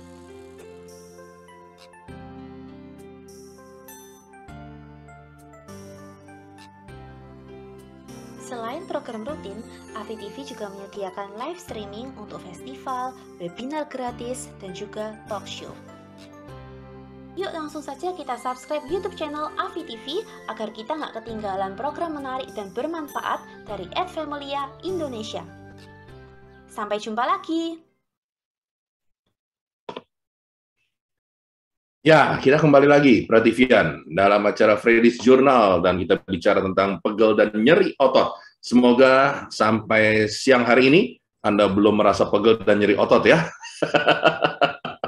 Yang penting duduknya tegak. Nah, ini ada ada pertanyaan lagi nih dari Ibu Ignacia nih. Berarti untuk mengurangi kandungan glukosa dalam tubuh agar terurai, maka agar mendapat kandungan oksigen dalam tubuh, apakah kita berolahraga itu dapat menambah kandungan oksigen tersebut, Dok? Kalau Betul. olahraga. Betul, Ibu Ignasia. Jadi kalau misalnya kita udah terbiasa dengan berolahraga, otot-otot kita akan memiliki pembuluh darah yang lebih banyak. Pembuluh darah kecil-kecil lebih banyak, gitu ya. Gampangnya begini, jadi otot itu kan ada dua macam. Otot-otot lurik ya, jadi otot rangka kita itu ada dua macam. Ya, ada yang kandungannya otot putih dan otot merah. Nah, mungkin pernah dengar nih, Ibu Ignasia nih, otot merah dan otot putih. Otot putih itu sifatnya dia adalah yang anaerobik, jadi dia memiliki kekuatan yang besar, ya kekuatannya besar, tapi dia nggak tahan lama. Nggak tahan lama. Biasa cocok pada atlet-atlet atau olahragawan yang sifatnya itu punya kekuatan, misalnya angkat besi, misalnya apalagi, misalnya yang cepet lah, pokoknya dia kekuatannya besar dan jangka waktunya pendek. Kayak tinju gitu. Kenapa? Tinju, gulat, olahraga bela diri kayak gitu? Nah, kalau dia butuh waktu yang lama, dia butuh otot merah nih, Korizal. Oh. Nah, seperti apa? Misalnya maraton gitu ya. Maraton itu kan larinya nggak pernah cepet. Kalau kita nonton maraton itu larinya kan dia pelan-pelan, santai, tapi dia bisa berjam-jam, bisa berkilo-kilometer gitu kan. Nah, itu banyak kan otot merah. Kenapa ototnya ada yang merah, ada yang putih? Karena otot merah itu dia kaya akan pembuluh darah. Gitu. Nah, kaya akan pembuluh darah di situ banyak, aliran darahnya di situ lebih banyak, jadi otomatis laktatnya itu tidak banyak yang terbentuk. Ya, dia ikut larut bersama dengan darah. Nah, jadi olahraga bisa nggak menambah aliran darah? Bisa, dengan cara seperti itu. Orang yang sudah terbiasa berolahraga, dia otomatis ototnya itu dia akan berubah. Yang tadinya mungkin banyakkan putih menjadi merah. Banyak pembuluh darah di sana. Gitu. Oke, kalau begitu ada pertanyaan lanjutan nih. Ya. Apakah orang yang diabetes juga dapat dianjurkan untuk berolahraga agar kandungan glukosanya bisa terurai? Jadi betul, jadi semua orang mau yang sehat maupun yang sakit itu kan memang perlu olahraga ya. Jadi jangan berpikir bahwa orang sakit aja yang butuh olahraga. Enggak, orang sehat pun sebenarnya perlu olahraga. Orang masih muda, orang sudah tua itu semuanya juga butuh olahraga, nggak pandang usia gitu. Jadi yang diabetes pun itu juga perlu olahraga gitu. Kenapa olahraga? Yang pertama itu untuk dia memperlancar aliran darah. Dia memperlancar aliran darah. Jadi kalau orang diabetes, kandungan glukosa di dalam darahnya tinggi, aliran darahnya kan juga menjadi lebih kental, lebih terhambat gitu. Makanya orang-orang yang diabetes, kalau darahnya itu sudah nggak lancar, ya terutama di daerah kaki, perhatiin deh, kakinya dingin nggak? Gitu. Kalau telapak kakinya suka dingin, walaupun nggak pakai AC di udara yang nggak dingin di Jakarta gitu, misalnya kan panas nih. Nah, terus tiba-tiba telapak kakinya dingin sendiri nih dua-duanya. Nah, jangan-jangan aliran darahnya nggak lancar ke daerah kaki. Gitu. Karena darah itu bawa panas, darah itu bawa kalor. Jadi kalau misalnya dia perdarahannya lancar, harusnya badannya pun anget. Panas. Gitu. Iya. Jadi orang diabetes perlu olahraga nggak? Perlu banget. Perlu banget ya? Perlu banget. Oke. Jadi memang sangat dianjurkan untuk berolahraga. Ya, jangan sampai dingin, apalagi muka dingin ya. Itu berarti udah nggak ada darah. Oke, Dok, kita kembali ke akupuntur. Kalau bicara tusuk tadi, itu berapa kali sih untuk orang yang pegel otot kayak begini? Kan kalau kita panggil massage, bisa seminggu 2 kali gitu ya, atau seminggu sekali gitu. Nah, kalau akupuntur sendiri, ini ada masanya ada. Kalau tadi cuma bertahan 1-72 jam, maka kalau akupuntur, berapa kali ini harus datang? Apalagi ini bukan penyakit kan. Nah, jadi kalau untuk pegel dan nyeri otot ini hanya pada saat pegel dan nyeri otot aja, kok Rizal. Oh, Gitu. Jadi nggak mesti rutinitas harus terus gitu, enggak. Beda dengan orang apa kayak tadi diabetes gitu kan, dia memang perlu kontinuitas, perlu berkelanjutan gitu. Nah, tapi kalau misalnya kayak pegel dan nyeri otot, dia pada saat dia pegel, pada saat dia nyeri otot, dia baru datang. Kalau dia udah nggak ada pegelnya, nggak ada nyeri ototnya, nggak usah. Oke. Terus modalitasnya selain jarum, apakah ada pemanas juga atau ada hal lain, Dok? Nah, Jadi kalau untuk yang dipakai, ya betul. Jadi ada jarum, ada pemanasan, dan ada listrik. Gitu ya. Karena fungsinya kita itu membuat aliran darah menjadi lebih lancar, ototnya jadi lebih lemes. Lemes itu artinya bukannya lemes nggak bertenaga ya, lemes itu artinya supaya nggak kaku gitu. Iya, iya, iya, iya. Oke, Dok, ini ada satu hal yang menarik ya, karena ini kan bukan penyakit, jadi saya pengen tahu nih, bagaimana sih cara kerja akupuntur sendiri ya, dengan ditusuk, padahal nggak ada obat, nggak ada apa-apa di dalamnya, lalu kok bisa terjadi seperti yang ibaratnya otot-otot menjadi kembali normal. Bagaimana, Dok? Cara kerjanya begini, Korisel dan teman-teman Prativian. Jadi pada saat jarum ditusukkan, itu pembuluh darah itu akan kebuka, melebar. Kenapa bisa kebuka melebar? Karena pada saat jarum ditusukkan, itu muncul zat yang namanya NO, nitric oxide. NO, nitric oxide gitu ya. Nah, sifatnya NO itu dia adalah memperlebar pembuluh darah, membuka pembuluh darah. Makanya jangan heran bahwa ketika ditusukkan jarum, itu lokasi di sekitar jarum ditusukkan itu akan kemerahan. Karena pembuluh darahnya kebuka, melebar, pembuluh darahnya melebar. Gitu ya. Pembuluh darahnya melebar karena ada NO-nya di sana, ada histaminnya di sana, ada endorfinnya muncul di sana, ada prostaglandin juga muncul di sana gitu. Nah, jadi pembuluh darahnya melebar. Nah, itu baru secara lokal. Nah, kalau secara sistemik, secara keseluruhannya, ya pembuluh darahnya juga akan melebar, hormon-hormon juga akan keluar di sana, jadi aliran darah juga akan lebih cepat. Gitu. Nah, jadi yang tadi seperti ditanyakan si Saruko tadi, bedanya dipijit sama di akupunktur, itu adalah pada saat dipijit itu hanya lokal di situ aja, dia nggak kemana-mana. Karena dia nggak punya efek sistemiknya. Gitu. Tapi kalau akupunktur, dia selain efek lokal di situ, dia punya efek sistemiknya. Jadi pembuluh darah yang melebar, yang aliran darahnya menjadi lebih lancar, itu nggak cuma di satu lokasi, tapi di seluruh badan, aliran darahnya juga akan menjadi lebih lancar. Gitu. Dan aliran darah yang lebih lancar tadi itu dia akan menarik si asam laktat tadi. Asam laktatnya akan ikut larut. Nah, otomatis kalau asam laktatnya ikut larut, ototnya menjadi lebih enak, nggak pegel, nggak nyeri lagi. Iya, betul, gitu. betul. Jadi dengan kata lain begini, Dok. Berarti kalau ada orang yang sakit lalu akupuntur dan sebagainya, karena akupuntur sifatnya memperbesar pembuluh darah, otomatis orang tersebut juga sering terhindar dengan namanya pegel dan nyeri otot dong ya? Oh iya, betul. Secara nggak langsung ya? Betul. Oke. Itu masuk, itu nanti larinya masuknya ke topik bahasan kita loh, Korizal, Freddy's Journal untuk olahraga ya, akupunktur untuk apa itu, kenyamanan berolahraga, judulnya itu. Nah, itu larinya ke sana nanti akhirnya, itu untuk persiapan untuk olahraga. Jadi yang di akupunktur itu jadi nggak gampang pegel, nggak gampang nyeri, nggak gampang capek gitu. Nanti larinya ke sana. Oke, baik. Nah, ini si Saruko nih sebelum Pak Sulaiman mau bertanya nih, ada si Saruko bertanya nih. Kalau untuk orang yang alergi logam, ya kan? Ya, ada nggak terapi akupuntur yang untuk non-logam dengan non-logam? Ya, jadi ada si Saruko. Jadi namanya akupunktur kan dari kata akus sama punktura ya. Punktura itu nusuk, akus itu jarum gitu. Jadi memang sebagian besar kita menggunakan jarum ya. Tapi modalitas yang kita pakai itu nggak melulu harus jarum. Buat orang-orang yang alergi logam kita punya cara yang lain. Cara yang lain apa sih, Dok? Cara yang lain pertama, selain acupressure ya. Acupressure itu kan dengan penekanan. Nah, selain daripada itu kita bisa menggunakan laser. Gitu ya, kita bisa menggunakan laser. Jadi kalau laser itu kita nggak nusukin apa-apa, kita nggak pakai jarum. Jadi laser itu kita menggunakan sinar, ya warnanya bisa merah, bisa infrared, nggak kelihatan. Ya itu kita tembakan ke titik-titik akupunktur. Ya itu kita bisa. Jadi kita nggak pakai logam. Itu yang pertama. Yang kedua kita bisa menggunakan yang namanya akupunktur atau farmakopunktur.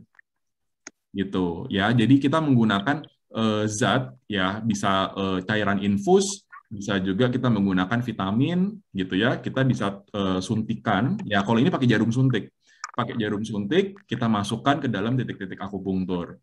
Itu yang kedua. Yang ketiga kita bisa juga pakai ultrasound si Saruko, pakai ultrasound. Nah kalau pakai ultrasound ini mungkin teman-teman dari rehab medik ini juga punya alatnya. Ya, tapi kalau kita di akupunktur, kita menggunakan ultrasound itu pada titik-titik akupunktur. Nah, di situ bedanya. Ya, pada titik-titik akupunktur, kita menggunakan ultrasound itu. Ya, yang keempat, jadi ada 4. Ya, yang keempat kita bisa menggunakan benang. Ya, kita bisa tanam benang. Ya, kita bisa menggunakan tanam benang. Jadi benang itu nanti diserap sendiri oleh badan, jadi nggak usah dicabut-cabut lagi. Ya, benang itu kita tanam di titik-titik akupunktur. Ya, selama benangnya ada di dalam titik akupunktur, efek akupunkturnya akan terus berjalan. Jadi nggak sesuai dengan 1 sampai 3 hari yang tadi. Kalau 1 sampai 3 hari tadi itu dengan jarum. Kalau dengan benang, selama benangnya ada di dalam, dia akan terus ada efeknya, gitu. Dan itu nanti dia akan diserap sendiri, jadi nggak berbahaya. Jadi ada 4 cara itu. Kalau misalnya orang itu alergi logam, gitu. Ya kalau ditambah acupressure berarti 5. Oke. Jadi ada ya, walaupun untuk orang-orang yang alergi logam. Ya. Iya. Pak Sulaiman, silakan. Saya kasih kesempatan untuk bertanya sendiri. Ya, kalau boleh dikasih trigger poinnya dok untuk apa ya itu kayak frozen shoulder, sakit pinggang itu kan kebanyakan tuh kasus kayak gitu ya. Kalau boleh di-share gitu. Terus apakah boleh untuk kasus ibu hamil di akupuntur itu boleh atau gimana? Kan kalau di TCM itu kan traditional Chinese medicine kan ada yang nggak boleh diterapi ya seperti ibu hamil kayak gitu. Itu aja dulu dok. Terima kasih. Oke. Silakan dok. Ya, baik. Terima kasih Pak Sulaiman. Jadi gini, yang tadi saya katakan trigger point itu artinya MTRP, myofascial trigger point. Jadi pada saat otot itu berasa ada nyeri tapi tajam, ya, tajam nusuk gitu ya, kemungkinan itu adalah MTRP, myofascial trigger point. Itu adalah lilitan di ototnya itu melilit gitu, membentuk lilitan serabut ototnya. Nah, itu beda-beda. Jadi di tiap misalnya apa? Misalnya kayak tadi di bahu misalnya. Di bahu itu biasanya ada lokasinya itu di tengah-tengah, di punggungnya otot itu. Jadi di tengah-tengahnya bahu itu kadang suka ada. Itu mesti diraba. Ya, itu daerah yang paling keras sendiri kadang-kadang muncul nodul, muncul satu benjolan kecil keras. Nah, itu biasanya yang namanya MTRP itu di situ. Ya, itu biasanya kita lakukan yang namanya dry needling itu. Dry needling. Atau ada teknik baru yang namanya teknik leopard namanya, itu beda lagi nanti. Jadi ada teknik-tekniknya itu untuk merilis tadi lilitannya tadi, merilis lilitannya tadi. Jadi ya, itu mesti diraba. Jadi tiap orang beda Pak Sulaiman, jadi enggak sama. Gitu. Itu yang pertama. Terus kalau yang kedua untuk ibu hamil boleh atau enggak? Kalau kita secara kedokteran barat kan kita berpatokan selalu pada WHO ya Pak Sulaiman ya. Memang kalau untuk kehamilan itu masih jadi daerah yang tanda kutip abu-abu. Ya, ada yang bilang boleh, ada yang bilang nggak boleh, ada yang bilang boleh tapi gitu. Ya, tapi jangan ditusuk di daerah perut bagian bawah. Kalau misalnya dia udah trimester akhir, perut sama sekali jangan ditusuk. Jadi masih di daerah abu-abu gitu. Tapi memang yang jelas ada titik-titik tertentu yang tidak boleh ditusuk pada saat orang kehamilan gitu ya, karena ada penelitian yang memang bilang nggak apa-apa, tapi ada juga penelitian yang bilang bahwa itu berbahaya. Contohnya titik yang ada di daerah punggung tangan di sini, ya itu nggak boleh ditusuk pada saat orang lagi hamil, ya tangan kanan kiri. Ya ada juga yang di daerah dekat mata kaki, ya kanan kiri, ya itu ada 2 ya berarti ya, satu di kanan satu di kiri. Itu juga ada yang bilang nggak boleh ditusuk pada saat ibu hamil karena dia bisa merangsang kontraksi daripada rahim. Jadi dia bisa melahirkan tiba-tiba belum waktunya, prematur jadinya. Nah, jadi ada penelitian seperti itu. Ada juga yang bilang nggak apa-apa seperti itu. Jadi nggak terbukti kok udah pernah ditusuk tapi nggak apa-apa. Nah, jadi kalau untuk kedokteran barat, kehamilan itu masih daerah abu-abu, Pak Sulaiman. Gitu. Kalau saya sendiri boleh ditusuk tapi pilih-pilih. Jadi nggak semua titik boleh ditusuk. Ya, ada titik-titik yang boleh ditusuk, ada titik-titik yang tidak boleh ditusuk pada saat ibu hamil. Gitu. Begitu Pak Sulaiman. Oke, makasih dok. Dok, untuk induksi partus bisa ya dok ya? Ibu Sri ya? Ya, Ibu Sri. Nyerobot. Oh iya, nggak apa-apa Bu Sri. Kalau induksi partus bisa dilakukan ya? Bisa, bisa. Jadi justru kalau misalnya ada yang sudah waktunya, misalnya sudah 36 minggu atau 40 minggu, kok nggak ada ini ya, nggak ada tanda-tanda mau lahiran gitu. Nah, itu bisa dilakukan. Jadi kita sengaja tusuk di daerah situ supaya dia merangsang melahirkan. Gitu. Bisa tambah satu pertanyaan, Dok? Boleh. Silakan Bu Sri. Makasih Mas Rizal. Untuk memaintain tubuh ya Dok ya, secara rutin dengan terapi waktu yang tertentu, boleh nggak kita menggunakan ini hanya untuk maintenance ya, Cusanli, San Yin Chiao, dan Pai Hui. Cukup nggak itu Dok? Ya, baik. Langsung saya jawab ya, Ko Rizal ya. Ya. Kalau Cusanli sama San Yin Chiao boleh, Ibu. Cusanli, San Yin Chiao kalau untuk maintenance. Biasanya kalau saya ditambahnya Heku, Bu Sri, bukan Pai Hui. Oh. Gitu. Ini orang sehat ya, bukan lagi ibu-ibu hamil kan, orang biasa aja kan ya. Untuk Ibu sendiri. Oh, untuk Ibu Sri. Kalau saya biasanya saya tambahin itu, Bu. Saya tambahin Heku, Bu. Dan kalau saya boleh saran, Cusanli-nya selain ditusuk, kita berikan moksa, Bu. Moksibusi di daerah Cusanli. Ya. Maksud saya Pai Hui-nya untuk menarik ke atas, Dok. Oh ya boleh, nggak apa-apa. Kayak mencegah Alzheimer ya, Riko. Oh, Alzheimer, ya. Boleh, Ibu. Boleh, Ibu. Ya. Makasih, Dok. Makasih. Sama-sama, Ibu. Oke, terima kasih Bu Sri. Ya, Prativian tidak terasa ya, ini kita benar-benar bukan di penghujung acara, tapi acaranya sudah lewat. Tapi meskipun demikian, jangan kemana-mana, masih ada pengumuman siapa menjadi pemenang untuk mendapatkan free gift dari Dr. Freddy. Tapi sebelum itu, Dr. Freddy punya janji nih sama kita semua nih. Selain akupuntur, ya kan, apa yang dapat dilakukan pasien di rumah, Dok, untuk melakukan recovery ketika mengalami pegal atau nyeri otot? Nah, silakan, Dokter.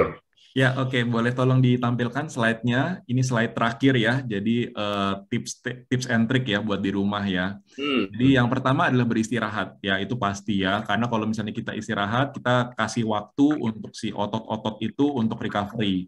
Jadi pegel sama nyerinya dia akan berkurang karena dia diberi kesempatan, diberi waktu untuk larut asam laktatnya itu. Yang kedua, dikompres ya. Bagian kompres yang pegel itu dikompres.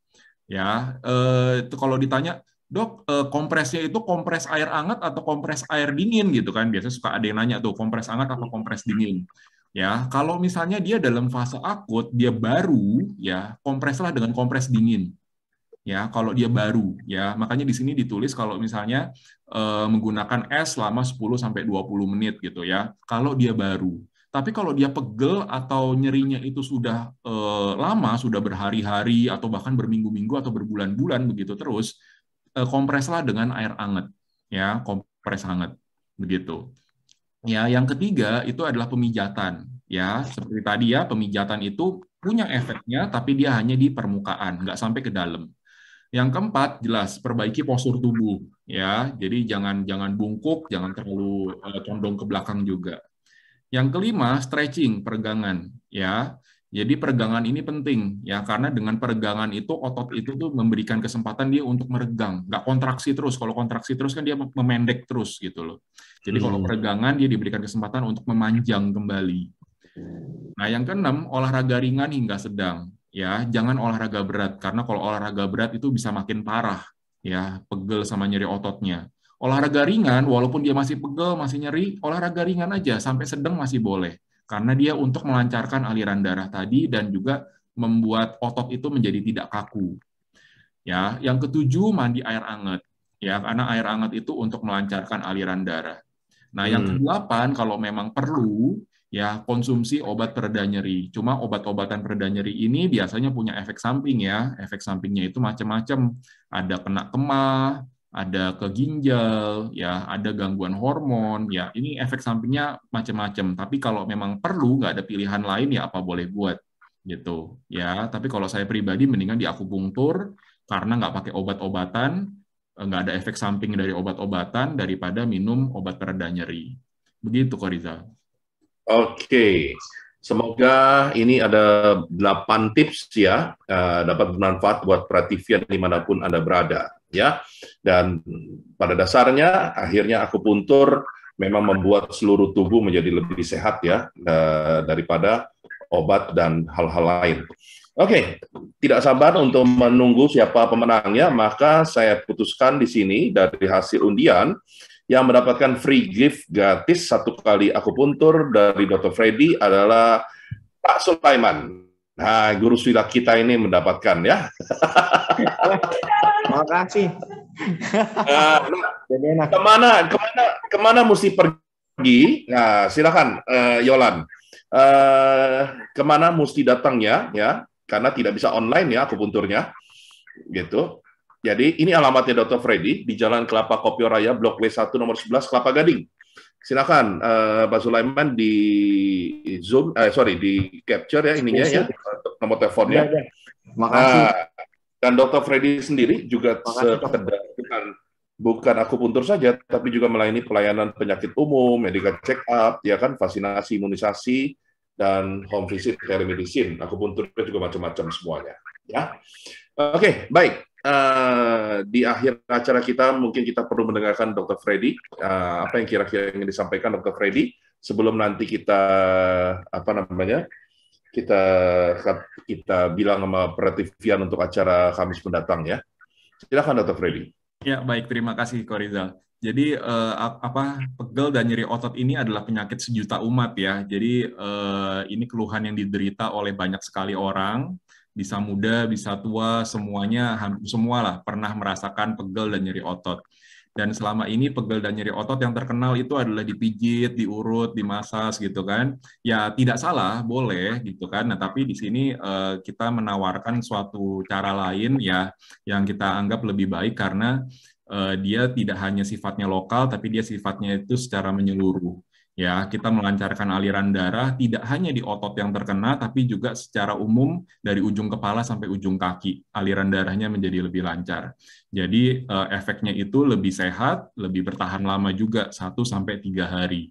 Ya, nggak cuma 1 hari. Gitu. Jadi akupunktur ini sudah ada jurnal ilmiahnya ya, penelitian ilmiahnya ya sudah diakui juga aman dan efektif gitu. Jadi bagi teman-teman Bapak Ibu yang mengalami pegel dan nyeri otot boleh dicoba akupunkturnya. Begitu Ko Rizal. Ya, baik. Ya, oke. Dan untuk minggu depan apa yang akan kita sampaikan nih? Kita akan belajar apa lagi nih Dr. Freddy? Nah, hari Kamis depan kita akan membahas akupunktur untuk PPOK ya. Jadi minggu depan itu ada hari PPOK. Ya, PPOK itu adalah penyakit paru obstruktif kronik. Jadi seperti bronkitis, seperti emfisema itu masuknya PPOK. Atau bahasa Inggrisnya adalah COPD. Ya, COPD, Chronic Obstructive Pulmonary Disease. Ya, COPD atau PPOK. Gitu. Jadi Kamis depan kita membahas akupunktur untuk PPOK. Oke, PPOK ya. Dan ini ada kesaksian dari Pak Franky nih. Akupuntur memang bagus. Saya kena stroke bisa cepat pulih dengan terapi akupuntur. Wow. Terima kasih Pak Franky. Wah, semoga tetap sehat ya. Luar biasa. Oke. Prativian, dimanapun Anda berada, terima kasih atas kehadirannya, partisipasinya. Ya, dan saya Stefanus Rizal. Dan saya Dr. Freddy Julianto. Ucapkan selamat siang dan sampai ketemu minggu depan. Salam, terima kasih semuanya. Thank you semuanya. Halo Pak Franky.